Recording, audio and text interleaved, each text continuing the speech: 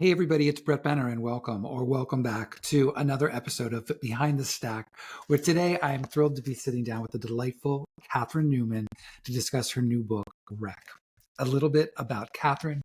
She is the New York Times best-selling author of the memoirs Catastrophic Happiness and Waiting for Birdie, the middle grade novel One Mixed Up Night, the kids' craft book Stitch Camp, co-authored with Nicole Bloom, the best-selling how-to books for kids, How to Be a Person, and What Can I Say, and the novels We All Want, Impossible Things, and Sandwich. She writes the Substack newsletter Crone Sandwich and has been a regular contributor to the New York Times, Real Simple, O, the Oprah Magazine, Cup of Joe, and many other publications. She lives in Amherst, Massachusetts. So please enjoy this episode of Behind the Stack. I am beyond thrilled to be sitting down with the hilarious, lovely, amazing Catherine Newman for her brand new book, Wreck, which I've just marched the hell out of. Okay. So, yes. But thank you so much for being here. Thank you so much for having me. So I was saying to you before we started, I had this weird thing. Like I was sitting down and starting to write some questions down, and all of a sudden I thought, I want to do something with you I haven't done with anyone before, which is I want to do roughly 20 questions with Catherine Newman. And so I've kind of broken them into two sections. The first is about writing and then getting into the book, and some questions around the book. But that are also around you as well. So hopefully you'll be game. Of course, I'm totally game. Okay, so and then we'll get and then I don't even do an elevator pitch of the book until we get a little further into this. But I want to talk about a little bit about you first. All right, a sequel that you like better than the original. Could be a movie, could be a book. Aliens, whichever the sequel is, the one with the mother. Okay, great. Have you watched the series? No. That's not a question. I mean, it's not an official question. That was 1B. That was 1B. Yes. No, there's the new series on FX, which is actually pretty good. Just I love that second one because there is something I thought all the time when I was pregnant about that moment where something's like happening and then it just like erupts out of her. Anyways. Yeah. It's very apropos. Match. Yes. What's the best thing about being a writer? Moving through the world with like a mandate to pay attention. What's the worst thing? I mean, there's so many bad things. There were so many good things too, but I think that I spend too much time indulging some of my darkest thoughts because I'm interested in writing about them. I mean, besides the humiliation, that's probably truly the worst thing. Like getting like weird hate mail from people and all that stuff. I'm very thin-skinned, so it doesn't sit well. Does that happen? Oh my God. Yes, that's actually shocking. No, I know, but I don't know why, but I wouldn't even have thought like me. No, little old me. Like, why bother? Just put the book down and move on with your life. That's how I feel. Wow. Wow. I guess everybody has an opinion. If you weren't a writer, what would you be? I mean, there's so many things I would be. I would be waiting tables still. I would be a hospice nurse. I would be a neuroscientist. Those are three things I think of. I still say to Michael all the time, if I end up waiting tables again, and he's like, honey, I think that ship has sailed. But you never know. You never know. I always used to say too, like my father always used to say, well, you're young, you've got your whole life ahead of you. And I kept trying to say that, like, you're young, you have your whole life ahead of you. And then suddenly you get to a point where you're like, well, I really Actually, don't. no, not really, Actually, I no. don't. And you find you can't go back. Like, I worked in a bookstore for years, and I remember I loved working at a bookstore. And I was like, well, I always go back to the bookstore. And then I was like, well, you kind of can't, because suddenly Right. things get set up like, yeah, but I'd have to work weekends. And, all these like stupid things you start to set up. It's true. I know, and I think like I basically wear orthopedic shoes and I have a job where I sit all day. There are not orthopedic enough shoes for me to wait tables again, is what I'm thinking. No. I would have to have like orthopedic shoes with like pillows tied to the bottoms of them. I'd shuffle And over to your table with the right, pillows at right. the like, no, you're And you good. sit I'm down at the good. table. Right. You I just mean, sit down. I'm going to take your order. I'm just going to sit for a second. I'm just gonna sit for 1 second. That's totally what you do. You'd be like, how's your day going? Don't get that. It's Just not very good. I'm just gonna sit here for a minute. And then I'll get up. Yeah. It's like, are you in a rush? You don't have a show to go to, do you? Um, when do you write and where do you write? I write in the morning and I write at my kitchen table, which I usually would be sitting at. We're having a little electricity problem, so it's noisy downstairs, but I'm always there. My kitchen table, always in the morning. Cat in my lap, something caffeinated. And is it this is the question B, is it all on a computer or do you ever freehand? All on a computer. I have lots of scrappy notes written all over the house on little pieces of paper, which I try to gather up regularly and put them into the computer before I forget what they mean, because you'll have something that'll be like Advil, nostril, and you're like, whatever that was, it has come and gone. Is writing therapeutic for you? Definitely. It really is. I'm just going for it with you because I feel like that's a question I sometimes hedge about a little because it feels so corny, like you're offering yourself therapy. And I just am like embarrassed that it works. But I think it is therapeutic. I think for one thing, because I write stuff that's so close to my life, Right. as you know, it makes me feel like it's a story with like a narrative arc and a beginning, middle, and end in a good way. And it makes me feel like parts of it are funny, even if it's scary to me.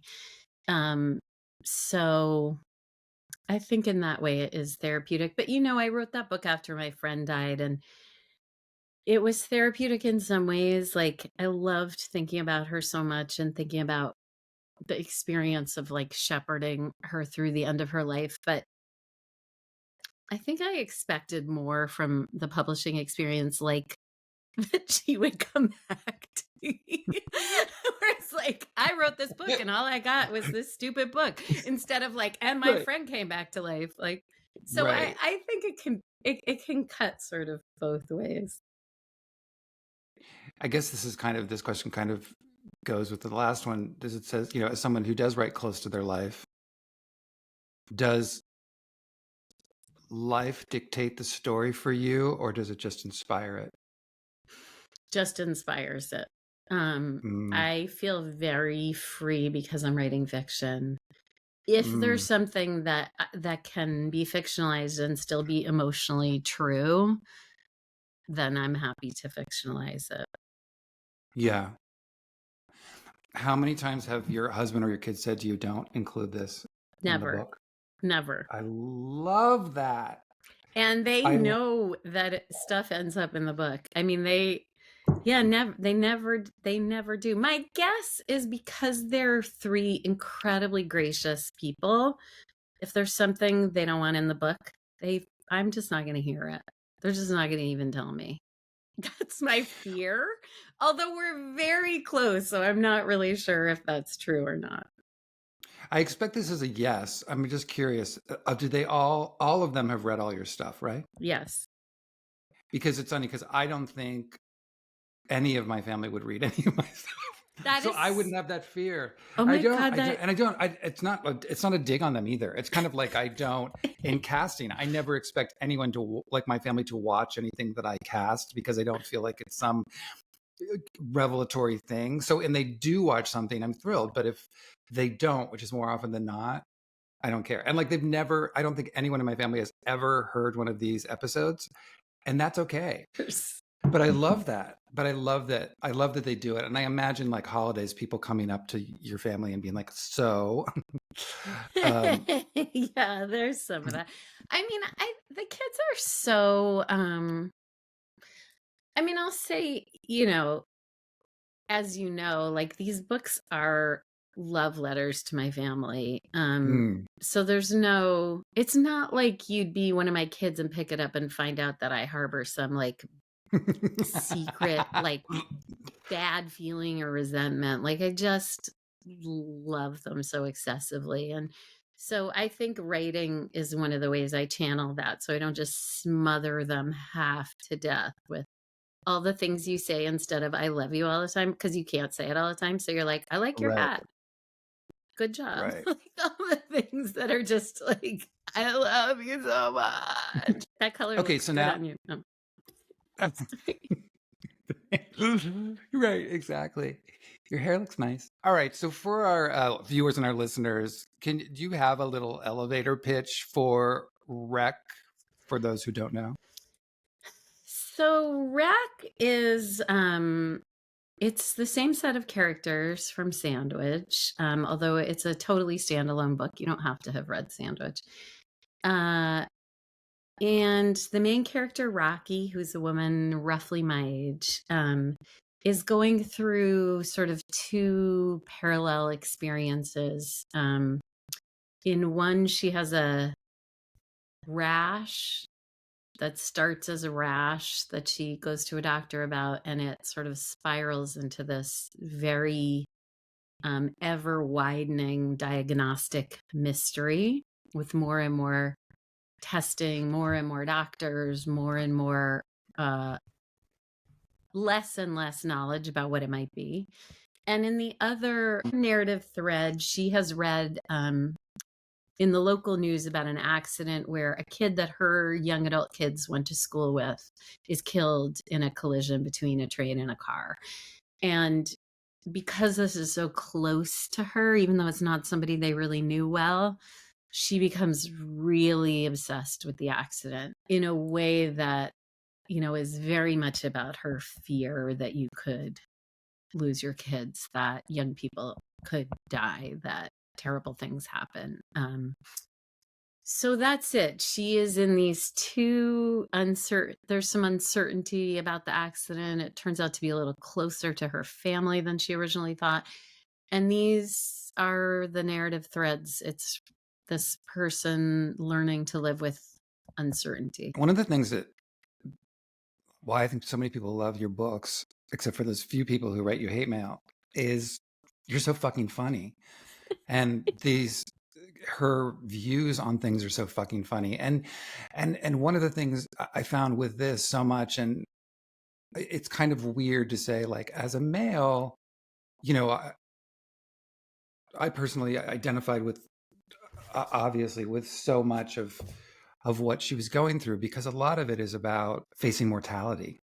And it's that weird moment that so many people, and I think you're in this, and I know I am, and with so many of my friends, of you get between that thing of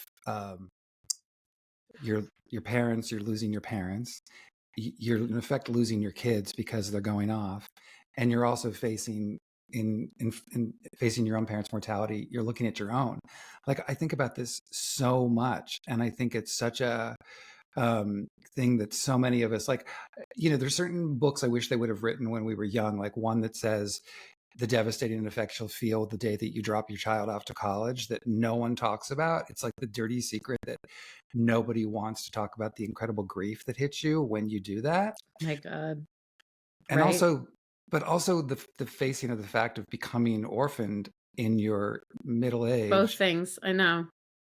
Those are the two things that, and you're attacking all of this while also every day waking up and noticing a new like especially for those of us who are a hypochondriac like Rocky is, to wake up every day and notice a new spot on your body or a new skin tag that suddenly erupts on your neck, or this idea that, you know, you're getting older. Your But vagina's dragging around on the floor. Yeah. It's yeah, all, but all of all of it, it. like even Yeah, like no I one says know. like who would tell you when you're 17 years old? Do you know that one day that your pubic hair will turn white? You know what I And mean? fall out. Like all yes, and but you capture it so brilliantly and funny in a way to make you laugh at it, but also it just resonated so much. And I think this resonates with so many people because you're addressing things that many people don't. You want to talk about it, but people just don't talk about it. Thank you. Thank you. I also, while you were talking, typed facing mortality because I think that'll be helpful in the distilled And then elevator pitch. I should go forward. Moving forward.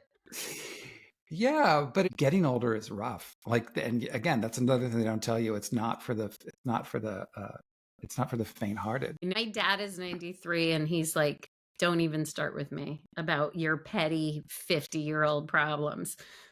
And I feel it. But he's all there, right? Yeah, he's amazing. But he always says the 90s the new 100, which is so real. Like, it's so true. You're really like, you're 89 and you could like play a set of tennis, and then you're 90 and that's woo. You're 57? Yeah. And when will you be 58? I just turned 57 on October 4th. Okay, because I'll be 58 in December. So we're close. But But I'm much younger. right. Right. Well, isn't this the conundrum though? Isn't this the conundrum with age? Is because, and this is what, again, people don't tell you this. Internally, you're the exact same person, right? Yeah. Same aspirations, same hopes, same wants, same desires. I mean, some things are curbed, but it's your external that starts to change, right? So people start to change. And I remember one thing distinctly as a male. I remember coming outside my one day and walking up to the like little town, like little neighborhood shops. And I remember a woman was coming by with her baby, and I smiled at her and the baby, and she kind of, pulled like, and I was like, I've moved from that spot. Back to you. Yes. I'm now a dirty old man. Yes. You know what I mean? Like suddenly you saw in her who you looked like. That's right. I know what you mean. And the beautiful sort of converse of that is we went to our college reunion, our 35th college reunion. And I kept having this experience where I would see people I hadn't seen in decades. And for a minute, I'd be like, oh my God, like Tom Cunningham, he's an old man. How did that happen? But within 15 seconds of talking to him, he was just the boy I knew. Like, I saw nothing but the person I knew. It's just amazing. Like, the only people I think are hot anymore are my age. I don't have whatever that middle-aged thing is of like ogling the youngsters. I don't have it. I just think people are so hot in their late 50s. Yeah, I don't really have it either, except I want their fucking energy. So I would like drain them like an energy vampire. And that's it. Like, is that so wrong? I mean, just no. suck a little, bite a little, just one little. Yeah, that's really the only other thing. I also have a wonderful dermatologist, and anytime that I'll go in for my yearly checkup to see like what's happening with my body. And I'll always say, I have this thing that's here. And she'll look at me and she'll say, oh, you're just growing up. And it's the gentlest way. Oh my God, that's the cutest thing. You're growing up. Yeah, she's like, oh, you're just growing up. And I was like, oh my God, that is so much nicer than the alternative. So cute. These are kind of part and partial to both you and Rocky. What is and you can name more than one if you need to. What is your favorite part about being a mother? Oh my God, the kids. Is that a bad answer? No, it's all encompassing. Yes, it's all encompassing. I freaking just love the kids. I just love them. I can't even, I just love spending time with them. We had our son for the weekend. He just turned 26 yesterday. And it's just like having a actual ray of light in the house. I can hardly sleep. Like the whole space is illuminated by him. And Mm. I feel the same when our daughter's home. Like I just love the kids. What is the best part about it being an empty nester?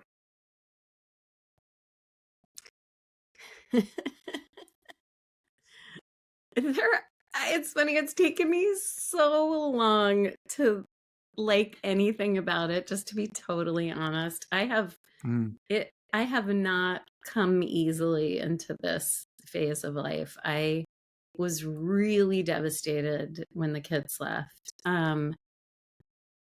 So I'm 4 years into it, and there are things I like and it's so funny because none of it has to do with like them. It just was the way I saw myself as a mother when they were in the house. But Mm. we eat dinner in the craziest, most erratic way, and I feel great relief about it. And the funny thing is, the kids would have loved to have eaten like this. Like, I just had this feeling like we needed to have a meal on the table every night or most nights. And so now it's like we slice a tomato and that's dinner. And then we have popcorn later, or I make a whole meal, or we have cheese and crackers, or we meet friends for drinks and have French fries. Like, it's just kind of so.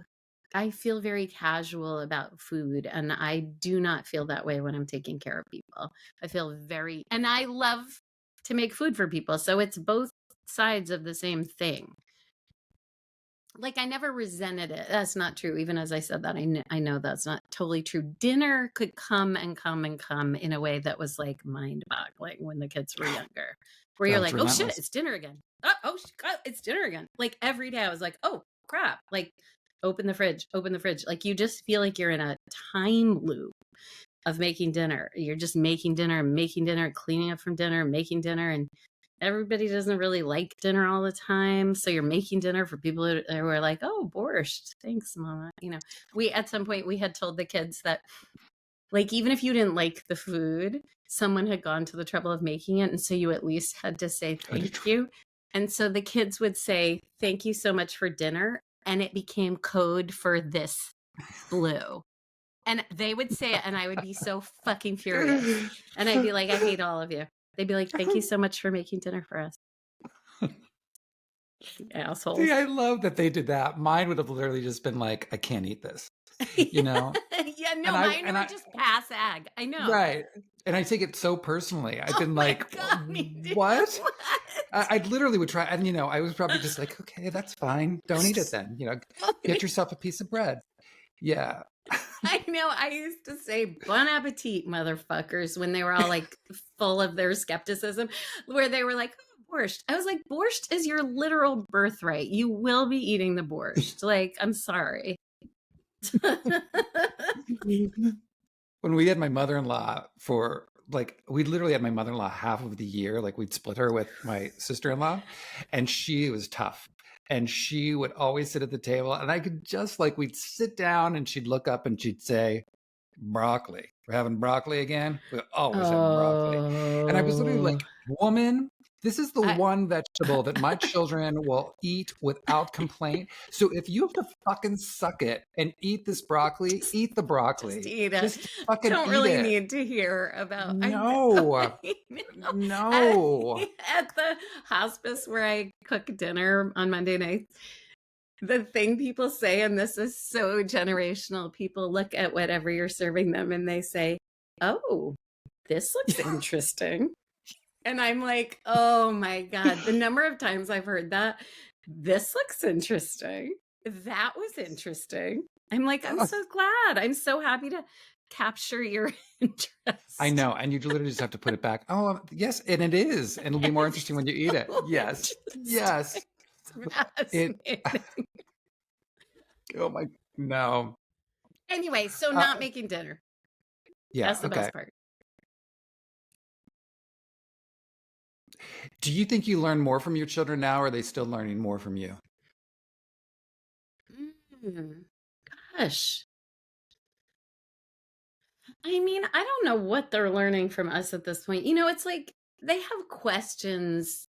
It's so funny, young adult kids. Like, where they're like, how do I use my health insurance? You know, they have these like adulty kinds of questions because they're hitting new phases of things they don't know how to do. Like when they're suddenly actually adults in the world, there's a whole set of things like dealing with landlords or whatever. And so they come to us for help, which I love. But I think that I just keep that I'm learning, you know, it's so hard to, it's like I'm not learning quantifiable or even describable things from them. It's like I learn this way of being from them. There's something about this generation of young people. They are so kind. They care so much about each other. They have these like really loving friend groups. They don't like gossip all the time behind each other's backs. I don't know. I just learn a lot about how to be, I guess, from them. And you also get great music choices. Oh my God, the music, right? Where they send you like mixes. A link or just I a love that. link. You mentioned that at one point about the character Willa making a sad girl mix with Gracie Abrams, which was completely, I again, so identified with that because that is my daughter making those things and going to see all those people. Oh my God, like, right? How old is your daughter? She's 22. Oh yeah, see, that's my son. My son just turned 22, so they're the same age. Flower or edible? Edible. 100%. Flower. I just can't smoke anything. I am so at risk of going back to smoking that I just cannot allow any smoke into my lungs for Were you a any smoker? reason. You were a smoker at one point? I was never a heavy smoker. I was a social smoker who thought about it. I did the same thing. Non-stop. Every party, scan the room to see who might have a cigarette. It's funny because didn't you think you were cool too? That was college, and I thought I was just the coolest shit. I think I strongly suspected it wasn't cool, like in a big existential way. But man, I mean, if you told me, you know, that it was like health neutral, I would I would be a pack a smoker in like a second. Very silly. Here are the benefits.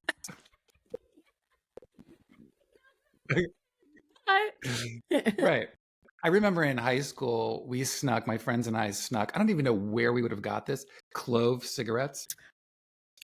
And that was when you could smoke in a restaurant. Like they had a smoking section and a non-smoking. And we were at like an LB's, which was kind of like a East Coast thing. And I remember them asking us to leave, but it smelled so good. And I was like, we're so cool. We're clove cigarettes. And you could hear, they made like a sound in your lungs. Yes. Yeah, like a crackling. That's right. You could hear the smoke doing something terrible, like closing off all your airway. Like it made a sound in your lung. As those poor little capillaries are trying desperately, like, oh, please help me, as I'm struggling. But it smells so yummy. Oh my God. Yeah. And they had like, they were sweet. The filter they were sweet. Yes. Basically, you were sucking on potpourri. I mean, that's really what it was. Yeah. Then you took a bite of like a clove-studded orange, like in the middle. Yes. Oh my God. Who's the bigger hypochondriac, Catherine or Rocky? It's funny. I think I am. I feel like I feel defensive for Rocky because she really is just like pursuing the information she's getting. Yeah. I'm more of a like free floating hypochondriac than Rocky. I can just wholesale be worried about stuff for no reason. How do you prevent doom scrolling? I like the presumption that I prevent it. It's like a really weird question. I prevent doom scrolling by having very healthy habits. No, I try not to. I limit my time on social media. I try not to look at my phone in the night, but I'm like Rocky. I do all these things to not look at it and then undermine all those efforts. I will walk downstairs and get it from the kitchen where I've left it. I plug it in. I do little things like I plug it in on my husband's side of the bed. And that actually helps. Like if I have to reach over him in the night, I'm less likely to look at it because I don't want to be an asshole, even though I am. And get up and wake him by like leaning over. But Michael is not, how do I phrase this? Is he less emotional, more intellectual? Yes. Because, He's at yeah, least less emotional. I don't know what he's more. He's like more physical. Honestly, yeah, he's like a really steady, chill, non-worrying, brilliant person. yeah, I think we're married to the same person. Oh my God, it's so annoying. Yeah. Well, and this brings Like up he another, falls asleep in 3 seconds and then wakes up 9 hours later. yeah. Like, Well, Chip will do the same thing. It would take an 8-pointer earthquake to like even rouse him slightly. And it's always, it always drives me crazy. But that brings up another interesting like point. And I was thinking about with children leaving and all that. And I think the biggest thing when we still have the kids here, there's a fear of how will the dynamic of our relationship change yeah. when we no longer have this kind of Yes. thing Shared between project. us. Yeah. And I was like, okay, all this is kind of like rediscovering the person. I know. I know there's sweet parts of it if you're happy fundamentally. If you're not, I think there's Yeah. a lot of misery. We went through some real adjusting at first. It was really hard. And now, like, my favorite thing is to sit at the bar of a restaurant next to him. I don't want to Mm, be just the two of us across from each other every minute of my life. I just want to sit next to him. I want to, like, talk to him while we're looking at a plate of French fries. yeah. No. And but also you don't have to. And you don't have to. And also you don't have to really say anything. And that's like, I used to have tremendous fears. I'm like, well, what if we're sitting there and we don't have anything to say to each other? And you see these other couples and they're so kind of just gushing with conversation. But I'm like, who knows how long those people have been together? And like after 30 years, it's kind of like, okay, how's your food? Like, it's fine just to be. Do my eyeballs look kind of yellow to you? Right. That's the crux of our relationship. That becomes, I don't know, but it becomes the basis, doesn't it, of the relationship where everything with me just becomes like now I like, ugh, I think I'm sick. I feel terrible. Like, what do you like, and all I do is I feel like all I do is complain. You know what I mean? And all I do is get up and be like, I have this thing, because you look at this thing on my back. I'm like, I'm married to a massage therapist.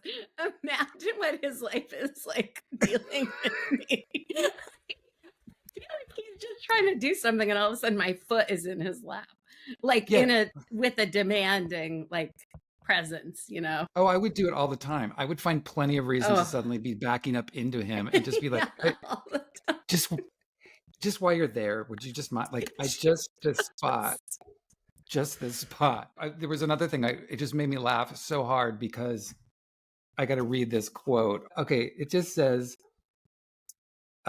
Nick pushes a disc into the CD player, and it's Sean Colvin's "Steady On" from 35 years ago, the year we met. Well, first of all, I read that line and I almost threw the book across the room because I'm like, Sean Colvin's "Steady On" was not 35 years ago. That is impossible. Of course, then I looked it up because this was such a seminal album for myself and also for Chip. Like, we went to see Sean Colvin in concert us together, and like too. Oh the my God, we whole were probably thing. at the same shows I because we mean, were in and California then. what's your favorite Sean Colvin song? Oh my God. Monopoly. Um, You'll listen to it. It's from Fat City. ugh. Well, Yes. mine is Orion in the Sky. Oh, so good. I I was so obsessed. It was like this whole era of folksy girls Oh between yeah. Sean Colvin and then Mary Chapin Carpenter. Did you ever Yes. get into Mary Chapin Oh yeah, Carpenter? of course. Oh my God, she was.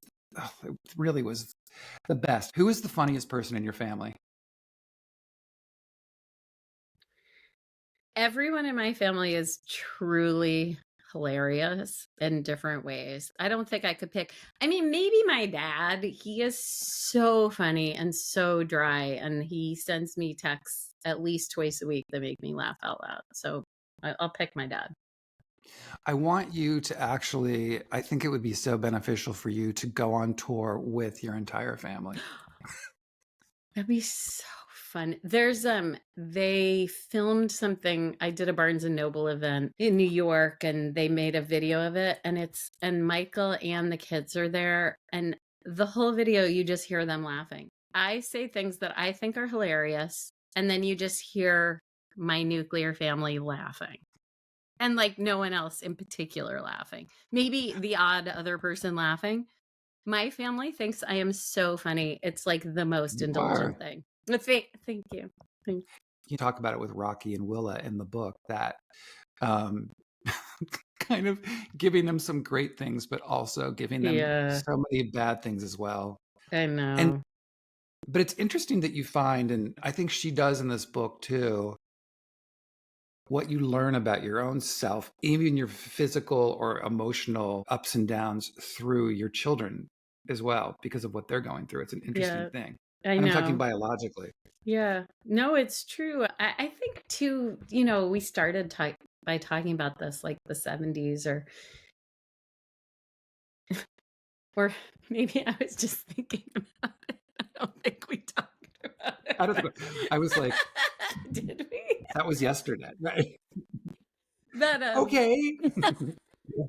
yes, and but I feel that feeling too, like we had so little information when we were growing up about ourselves. Like I had a really profound, not only undiagnosed anxiety disorder, but just unremarked upon by anybody. Like I Right. had so much anxiety and I really didn't know anything about it. We didn't even have the word anxiety.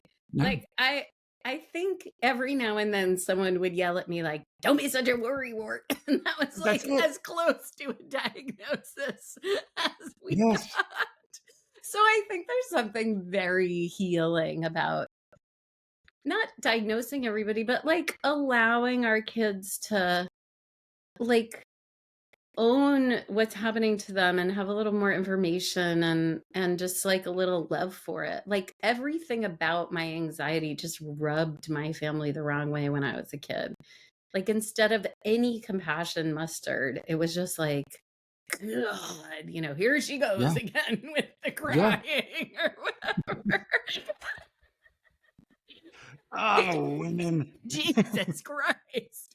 And I just feel like it's so healing to, just, I don't know, not to make it be their whole lives, but just to help your kids like deal with their shit. It's like, it's fine. They don't need to be perfect.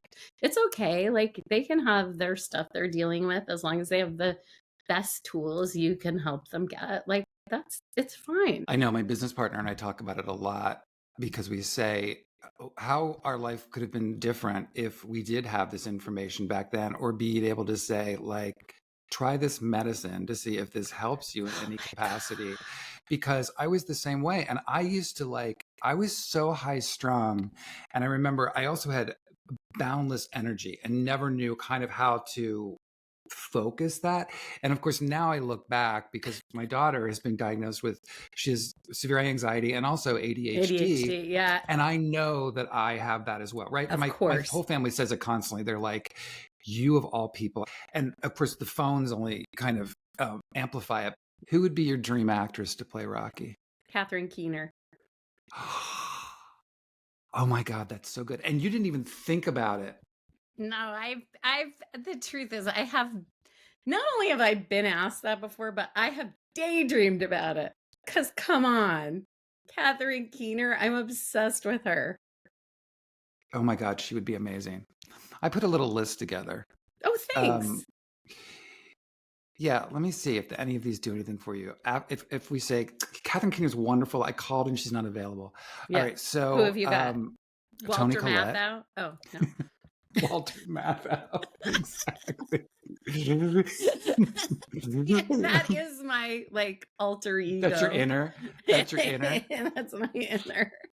There's a sequence when she looks in the mirror and she just sees Walter Matthau looking back at her in a pair of baggy white underwear. Okay, Tony Collette, Oh, Lauren Graham. hey, yeah. Lauren Graham's kind of the TV version, I have to be honest. That's not the movie version. Mary Louise Parker, Mm, Doreen. Laura Linney, Oh, I love her. and Connie Britton. Oh my But God, right. But I don't know that any of those. I like your Catherine Keener idea more. All right, thanks. Well, from your lips to Judd Apatow's ears, he optioned it, but nothing has happened. You know, everything gets optioned and like 1% of it gets made. So yeah, no, I know. It's a hateful, hard business. but Did he option the first book or did he option he Wreck? optioned Sandwich and Wreck, like as a package. We'll see. All right, well, fingers crossed. Well, you've answered my questions. It's so good to talk to you. You too. I'm so happy to see you. I'm Me so too, to excited for see you. you. Thank Please you. get the book. Buy Independent if you can. Thanks. Have a great tour. People can go to your website, right, and Yeah, find out where you're coming totally. to, and Yes. all of that will be linked below. Okay. Thank you. Have a great rest of your day. You Bye. too. Bye.